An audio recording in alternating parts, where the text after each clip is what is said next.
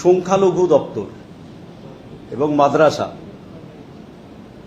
শিক্ষা বিভাগের ক্ষেত্রে গত 2025 এবং 26 সালের 25 সালের যে বরাদ্দ ছিল সেটা হচ্ছে যে 5,713.61 কোটি টাকা।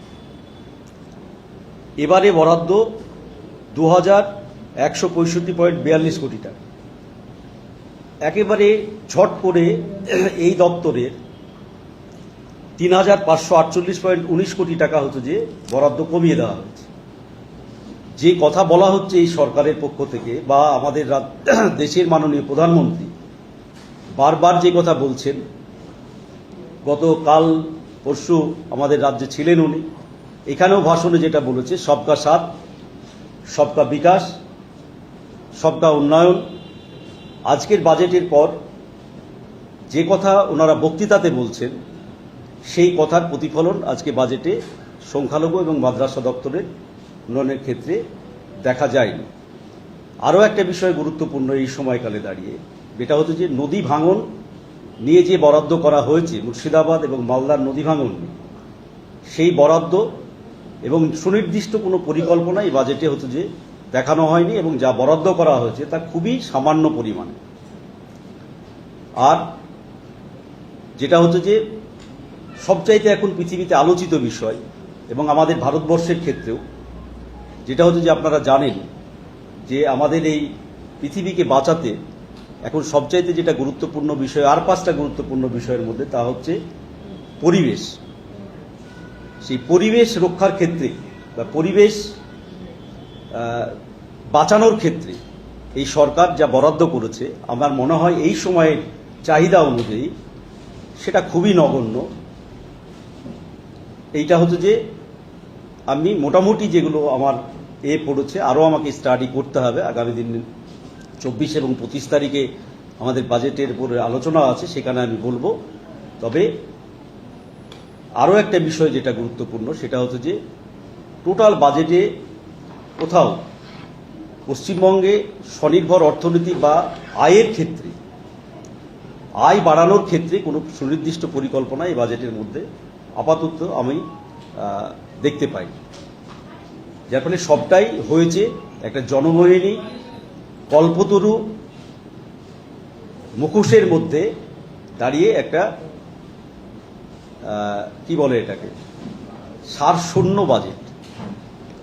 প্রাথমিকভাবে আমার হচ্ছে যে বাজেট নিয়ে আজকে এই প্রতিক্রিয়া আমি জানালাম। বাকি আপনারা যা প্রশ্ন করবেন সেই প্রশ্নে সেইভাবে আমি উত্তর দেব।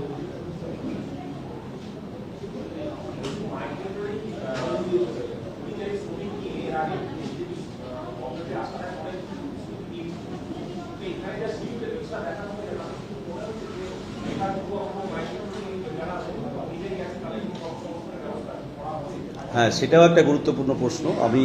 আপনি ভালো প্রশ্ন করেছেন, যেটা হচ্ছে যে পরিযায়ী শ্রমিক নিয়ে এত কথা বলার পরও এই যে টোটাল বাজেটের উপর দাঁড়িয়ে পরিযায়ী শ্রমিকরা ফিরে এসে কোথায় কর্মসংস্থান পাবে তারও কোনো দিশা এই বাজেটে নেই। কিছু আয়ুষ্মান কার্ডের কথা বলা হয়েছে, যা দিয়ে চিকিৎসা পাবে বিভিন্ন জায়গাতে, কিন্তু তাদের যে আমাদের রাজ্যে কর্মসংস্থান হবে কোথায় তারা ফিরে এসে, সেই ব্যাপারে কোনো হচ্ছে যে আলোচনা এই বাজেটে নেই।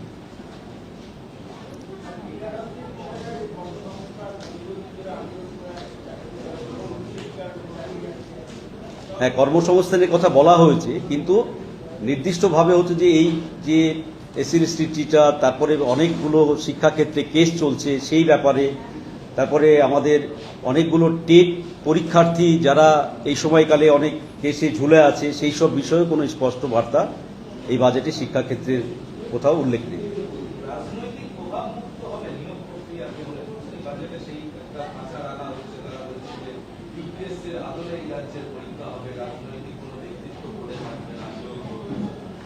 দেখুন, আসলে বাজেট মানে তো আমরা সবাই জানি যে এটা একটা পরিকল্পনা।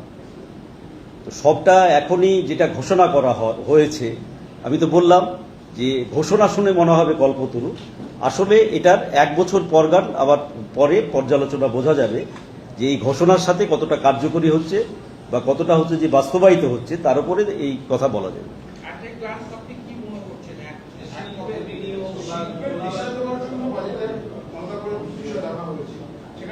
টাকার বেশি যারা বিনিয়োগ করবেন যাদের জন্য একটা আলাদা জায়গা রাখা, শিল্প বিনিয়োগকারী শিল্পপতিদের থেকে তোলাবাজি করা, কাঠালি তাদের বিরুদ্ধে করা আইন প্রণয়ন করার কথা, এটা কি শিল্প অভিমুখী বাজেট করা যেতে পারে?